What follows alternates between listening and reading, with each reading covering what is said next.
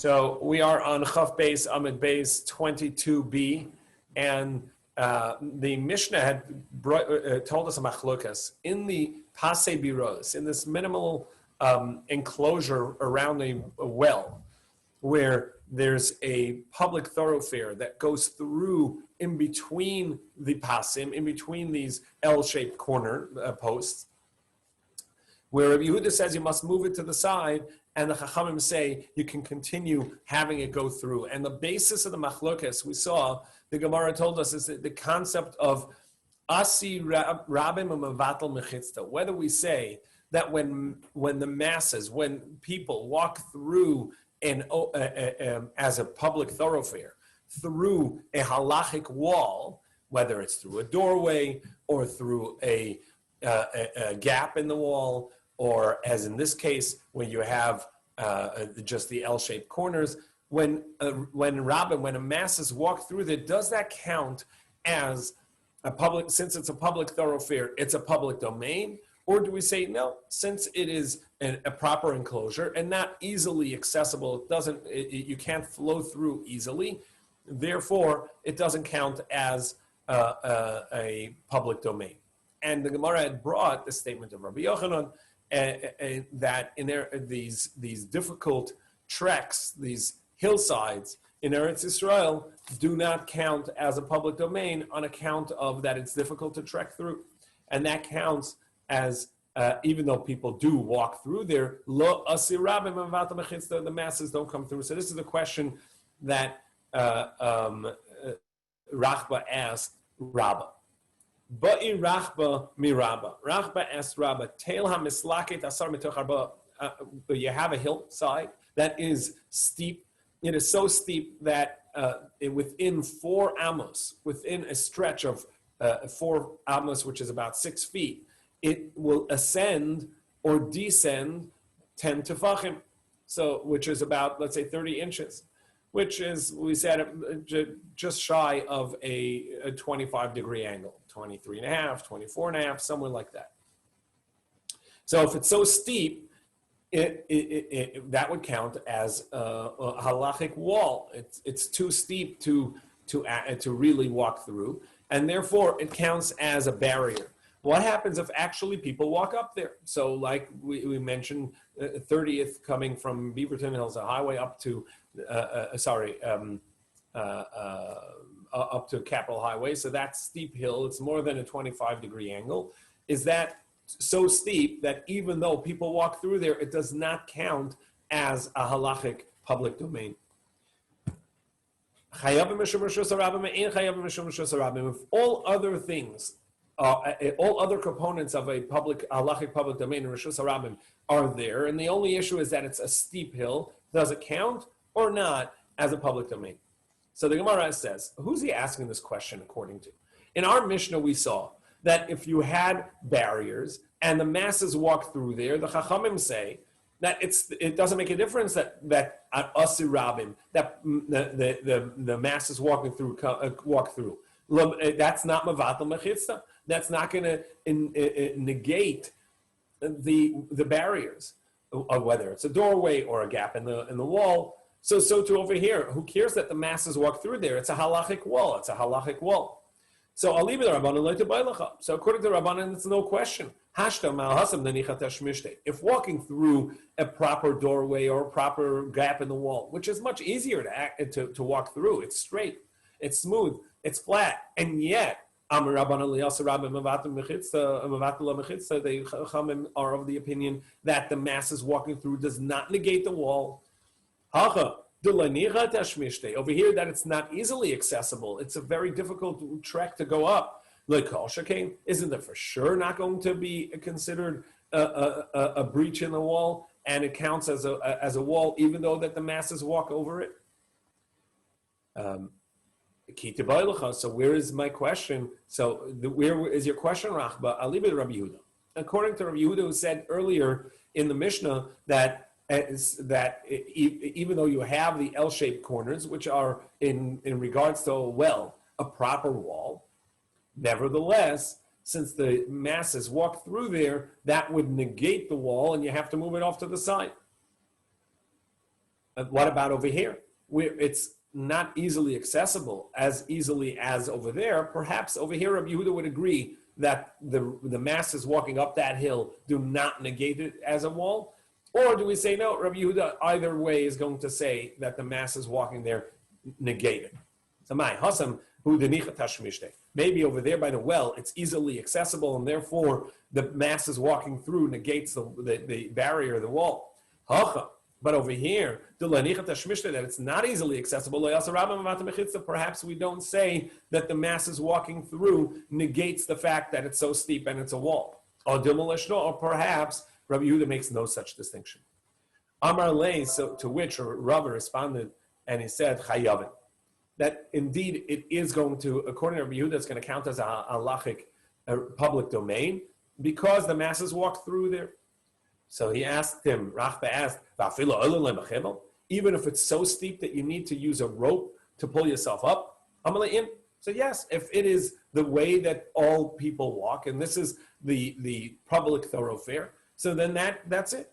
So he says, is it even in these elevations in Beis Maron where it's so difficult to trek up that only one person can trek up at a time, and basically these difficult hikes? Would it also be that since that's the public way, that it would count as a halachic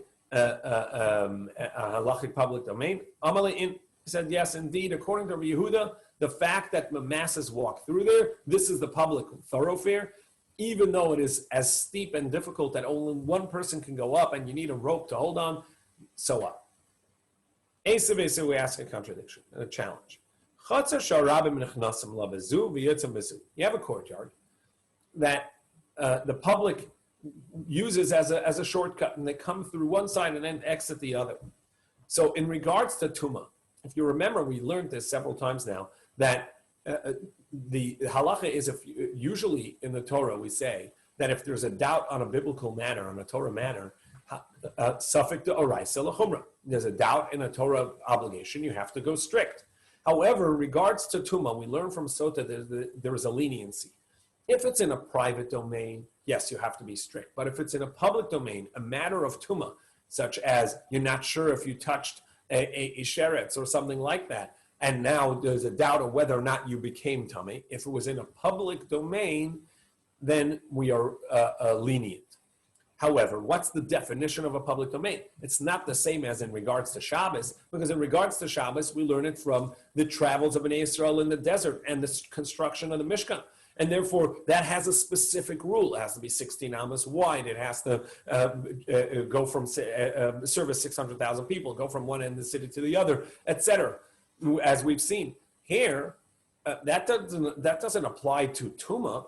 So what's the definition of a public domain for Tumah? So we saw, since we're learning it from Sota, it's that there are multiple people there. It's not just the two people, which in Sota would be the two people, the couple going into hiding. So too, over here in a private domain is the definition of two people. If it's a place that services three people, it would be a public domain in regards to Tumah. And if there's a doubt, you can be lenient. So this courtyard that people use as a shortcut and they cut through and they walk through there is now a public domain in regards to Tumah. But what about in regards to Shabbos? So Rishus Harab Tumah, however, Rishus HaYachid l'Shabbos, it's a private domain in regards to Shabbos. Now, whose opinion is that? According to Rabbi Yehuda, we said that anytime the masses walk through, that becomes a public domain. Must be, this is in the opinion of the Chachamim, right? Well, in the opinion of the Chachamim, even if in the L-shaped corners, this minimalist barriers, the halacha is that the masses walking through do not negate it. For sure, in a proper courtyard that has proper walls, for sure the masses walking through would not break the barriers, would not negate the fact that there are barriers there. So whose opinion is this? It's easily accessible through the wells, through the well walls. Nevertheless, it doesn't count as a negating it. Here, in a proper courtyard, where the walls are more constructed and it's much narrower space to come through, yet the masses come through, for sure it's not going to negate the walls. So we're going to have to go back and say that it's the opinion of Rabbi Yehuda. And so we're going to see that Rabbi Yehuda holds that only in the wells where it's very wide and easily accessible does it count as the masses break it, whereas in a narrower opening like a courtyard, we're going to have to say that Rabbi Yehuda is lenient and says that that does not count as a public domain, meaning that they don't break the barriers. Elav Rabbi Yehuda. So Gemara says no proof. Lo alam Rabbanan. Really, it's the Rabbanan. And your question is, why do we need to teach this? Obviously, they hold that the masses don't negate the wall, because even in a lesser wall, like the walls around the well, which are more difficult, which is simpler and easier to walk through, nevertheless, they say it doesn't negate the fact that there's a wall there, even though the masses walk through, for sure, in a courtyard. But the Gemara says, you're right. But we need it for another reason. We're trying to tell you that it counts as a public domain, even though that for Shabbos it doesn't count as a public domain, it's private because it's a courtyard.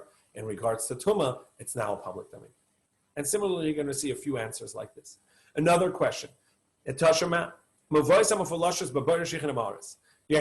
an alleyway that is open to some sort of pit or cave.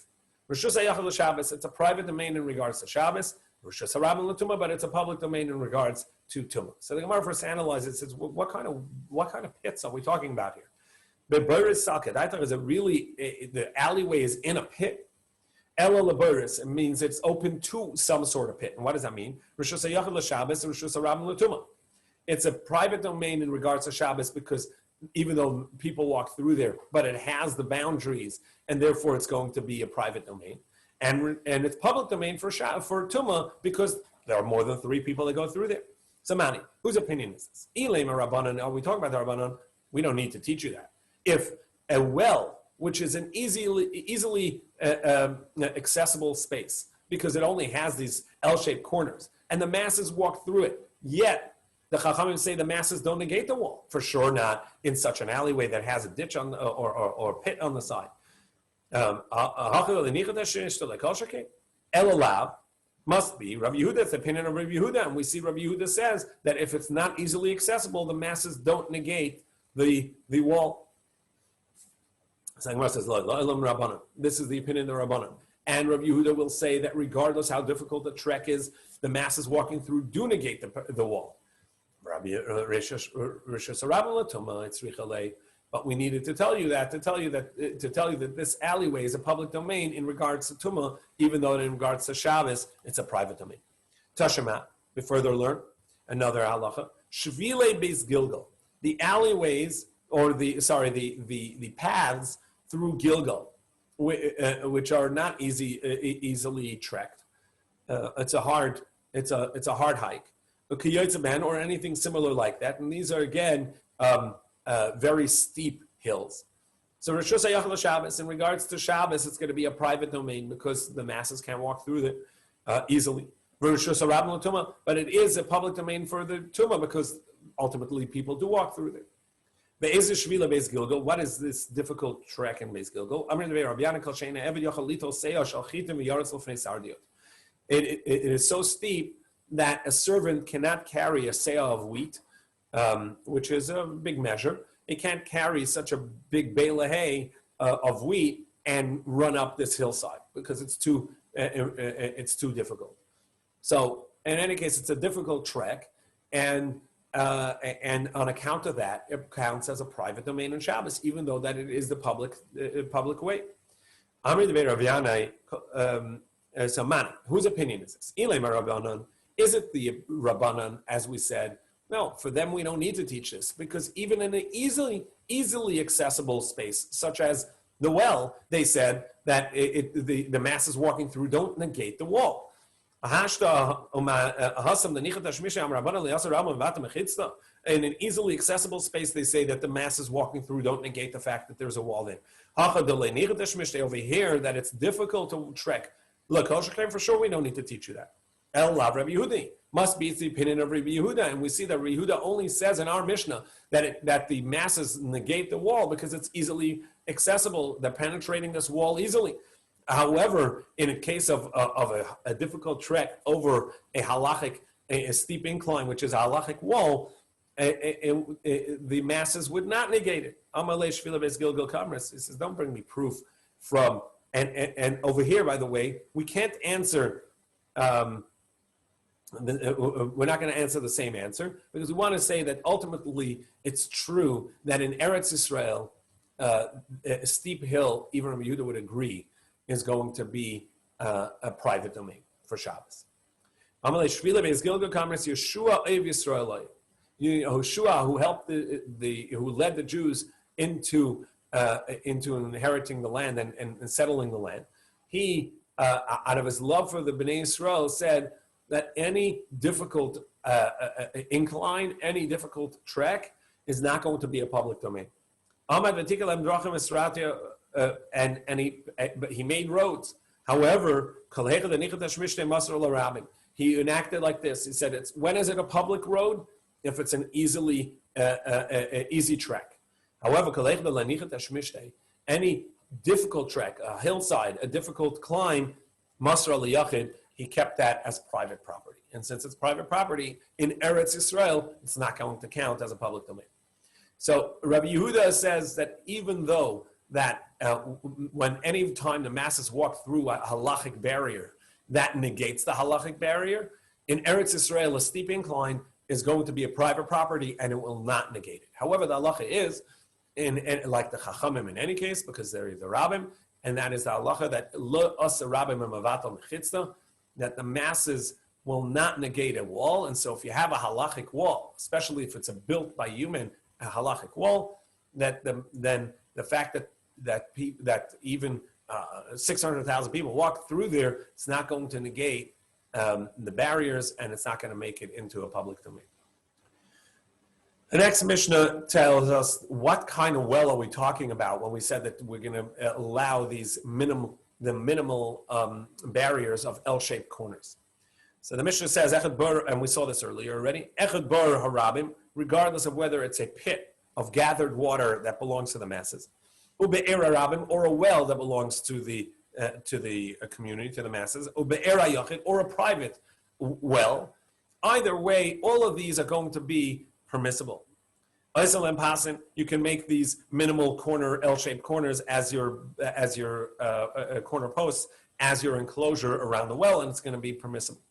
But a well of rainwater, a gathered water, just a pit that belongs to an individual, that's not sufficient. For that, you're going to need a proper wall of 10 tefachim. Different Rabbi Kiva, that's Rabbi Kiva's opinion. However, Rabbi Yehuda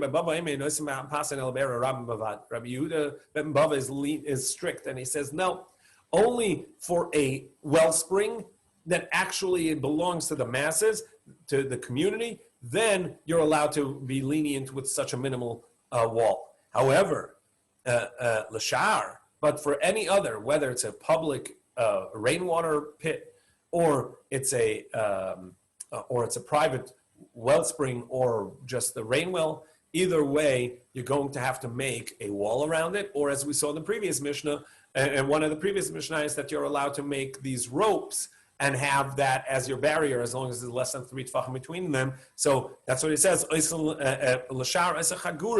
You're allowed to make a belt, meaning these ropes around it, as long as it's 10 tefachim high. In other words, you need an actual barrier in order to permit a well that either belongs to a private person or it's a rainwater pit of the community. And only in a wellspring of the community can you be lenient with this L-shaped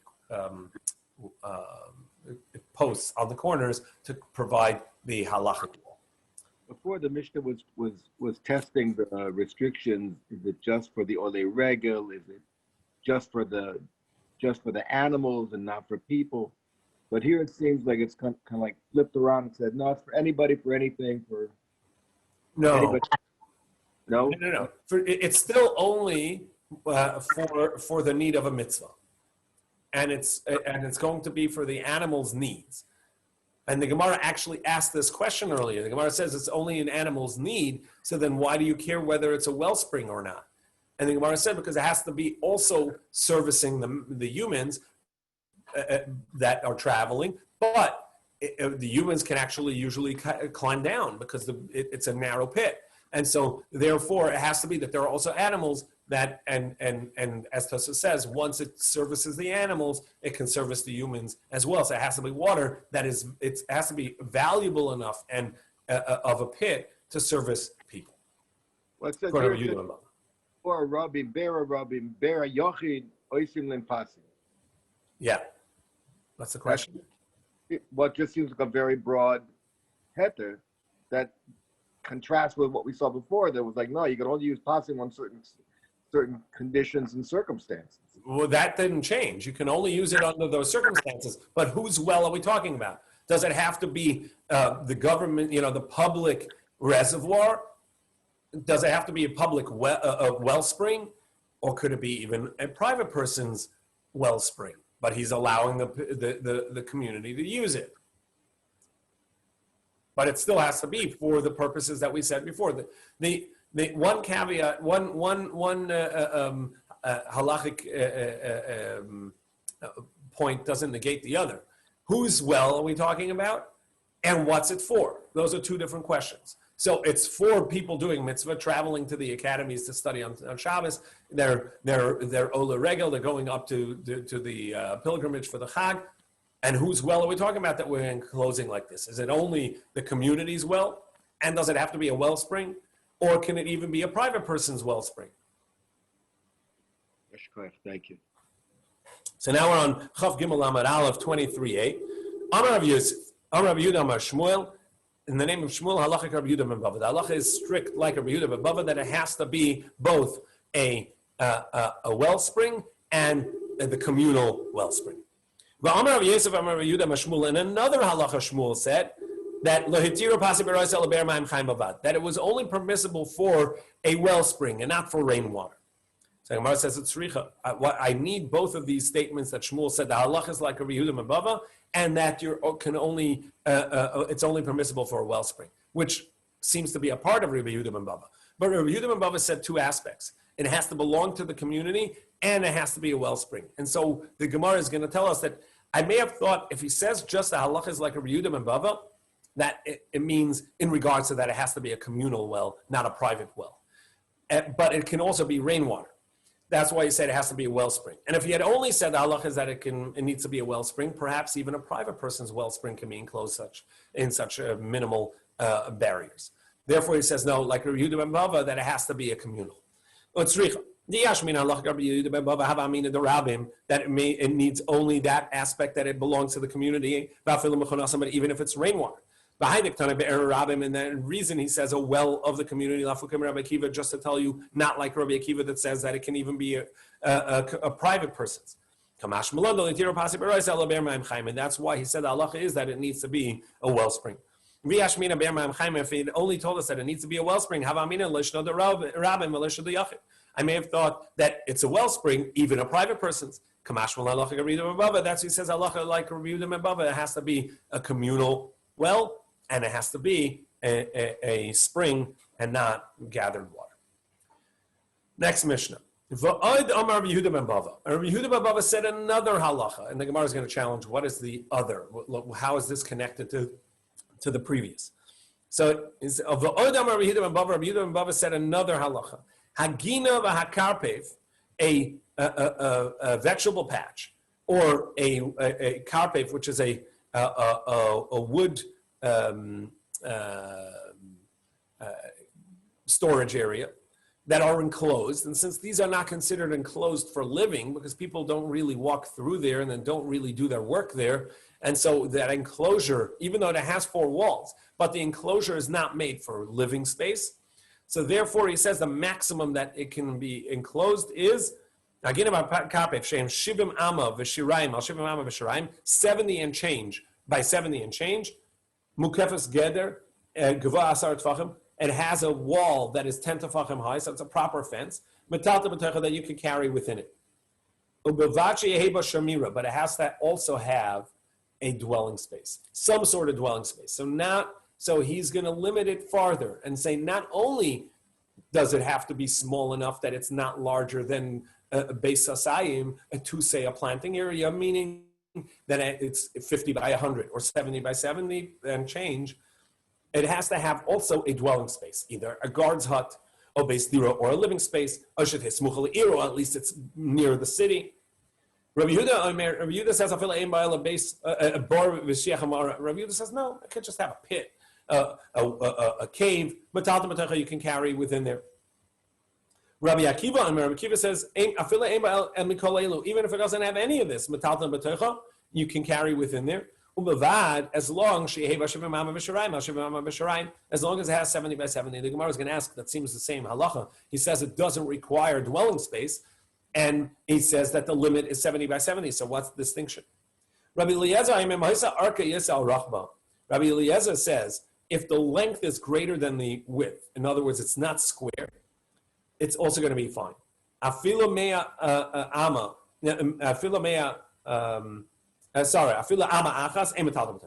It cannot be, it must be square, Rabbi Eliezer says. It cannot be longer than it is shorter, longer than it is wide. Rabbi Yossi says, he says, no, it can even be 100 by 50. It can even be double the length of the width. You can carry it. Amar Rabbi Eli, Shemati min Rabbi Eliezer, or I found from Rabbi Eliezer, I heard in the name of Rabbi Eliezer a few halachas. Afilu hi beis kur. And not only can it be rectangular and not square, but it can even be much larger than a two-seah planting area, than a Beis Hasayim. I heard another halacha from him. We learned that a courtyard that has multiple houses in there, everybody needs to join in a meal in order to be allowed to carry from the house into the courtyard and from the courtyard into the house. And when they make this joint meal, everybody can carry. What happens if there are, let's say, 10 houses in this courtyard and one person forgot to join their meal? So that we'll see later, the halach is that they open their house to everyone for Shabbos. They sort of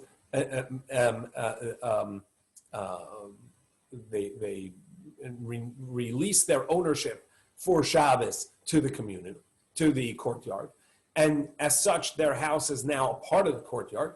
And everybody, therefore, is allowed to carry from their own house into the courtyard. But he may not, because he didn't join in the meal. And this halach is going to say, he may not carry from the courtyard in and out, but they may carry into his house because he's now negated his house, his ownership, and made it a part of the courtyard. And I learned a third halacha from Rabbi Eliezer,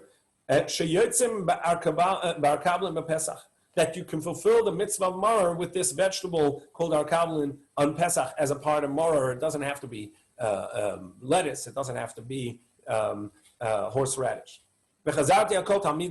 And then I went to all of his students to hear, is there anybody else that heard this from him, that they can concur that this is in fact the halacha? I sought out an ally in this. You did not find anybody else that could say, yes, indeed, this is a statement from Rabbi Eliezer. So the Gemara first is going to work with analyzing the opening of the Mishnah. The Mishnah says, and another teaching Rabbi Yehuda ben Bava said. What's this va'od, and another? How do they connect? So the Gemara is going to propose that the reason that it connects is because he was strict against Rabbi Akiva in regards to how, when we are going to allow these L-shaped minimal barriers, these posts as minimum barriers around the well. And so too, he's limiting the 70 by 70 carpave enclosure that it has to have a dwelling space in there. So that's one limit, one stringency connected to another, but they're really two different subject matters. And the Gemara says, well, we find elsewhere that we have two opinions of one person, one he's strict, and then again he's strict, and the Gemara doesn't say, and furthermore, and va'od, and another statement by him. So the Gemara says, no, actually that's the way the Gemara would say it. If we're bringing one chumrah, one stringency after another, we say, and another stringency, he said. However, the reason we didn't say it earlier was because the opinion of the Chachamim was quoted in between, and so you couldn't say and another because actually the lenient opinion responded in between those statements. And the Gemara challenges we find elsewhere that that doesn't respond correctly because it doesn't correspond. And the Gemara says actually over here it's going to be different because it's the same subject matter. So the Gemara is going to say like this: My Tana, Diktana V'od. What is he teaching that he says V'od and also Rabbi Yehuda ben Baba said? Is it because at the end of the previous Mishnah he's strict, and over here he's strict, and therefore it says and another stringency of Rabbi Yehuda ben Baba? Well, what about this? But what about Rabbi Yehuda earlier, where he also taught a stringency and then another stringency, and we didn't say that. Where did we have that earlier? Where he said that that the maximum size that you can enclose is a beis hasayim,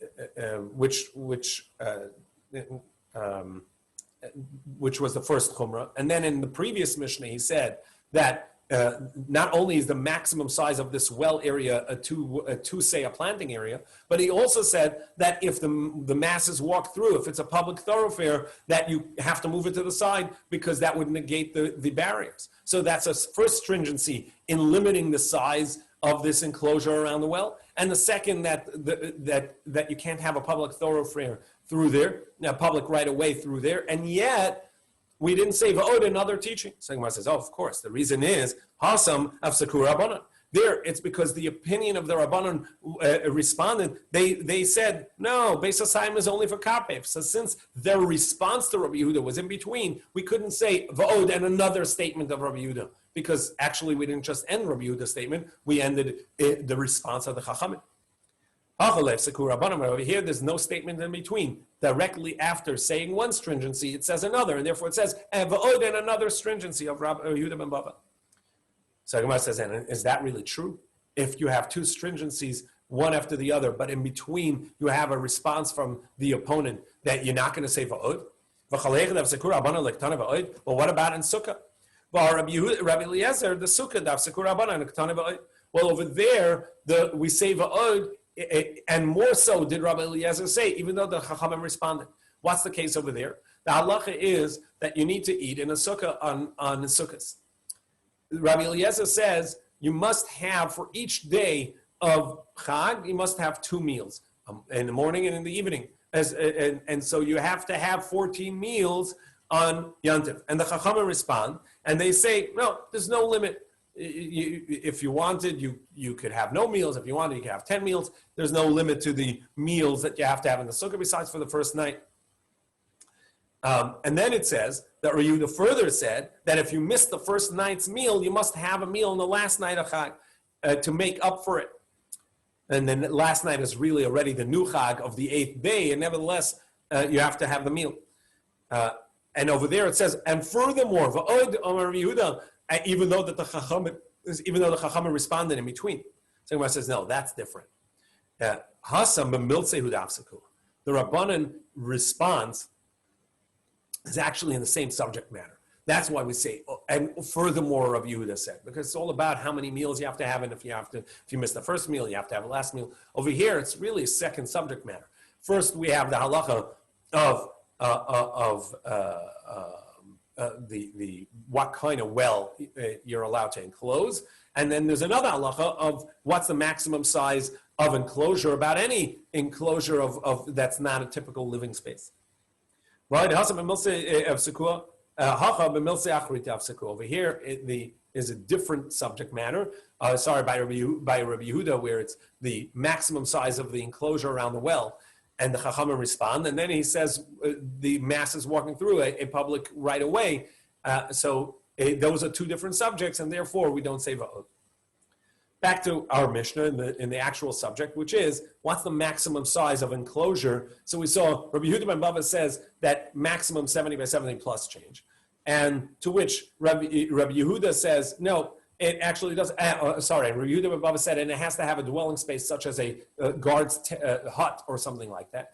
And then Rabbi Yehuda says, no, actually, you don't need that. It can also have pits and so on. And Rabbi Akiva says, it doesn't need anything. 70 by 70 is enough. So Rabbi Akiva, you're allowed to carry in there. So we'll go 23b, Chav Gimel Amid Beis. Rabbi Akiva, Haina Tanakama.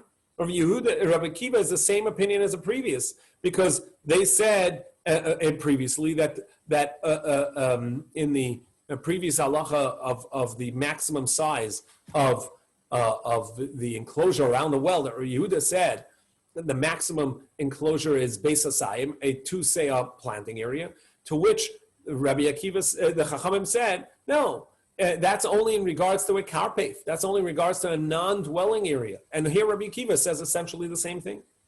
Well, the distinction is this additional 70 plus change, that additional amount, which is the distinction. The Tana Rabbi Yehuda Omer, because Rabbi Yehuda said, there's actually 70 and plus a little bit more, plus a little bit more than that. And the Gemara is going to, and Rashi is going to explain that in the Gemara in a moment. How much is this measure of 2-seah planting area? Like the courtyard of the Mishkan. And the courtyard of the Mishkan was 100 by 50. And if you square that, you're going to get to this 70 by 70 plus change.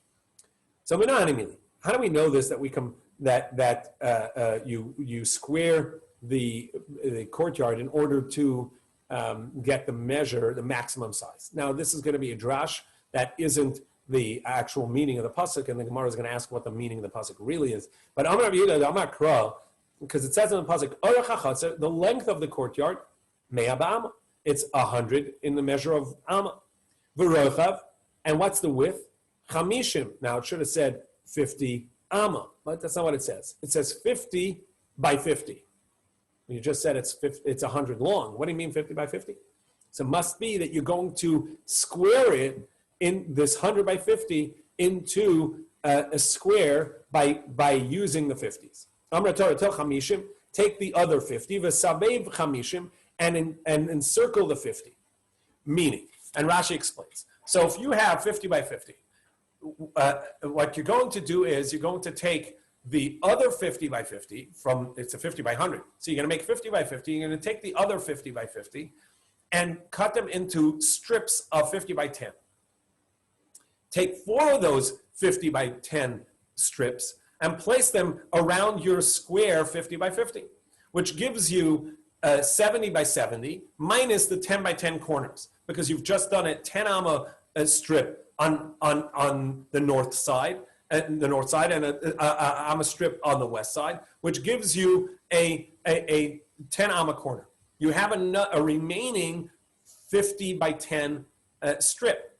Cut that into 10 by 10 squares and fill in each corner. So you now have a 70 by 70 with the remainder of a 10 by 10 amma. Each amma being 60, so six tefachim. So that's a 60 by 60 tefach remainder. Now so if you take that and strip it around, so you're going to make strips of 30 strips of 2 tefachim. You have 60 by 60. So you're going to take 30 strips of 2 tefach, the length, totaling 300 amma total. Put 70 on each side, which will give you 70 plus 4 tefachim. So now your square is 70 amma by the breakup that we did, plus a remaining 4 tefachim, which is 2/3 of an amma, because there's amma 6 tefachim, and you got this 10 by 10. If you pull it around, you're going to get 2/3 of an amma, or 4 tefachim.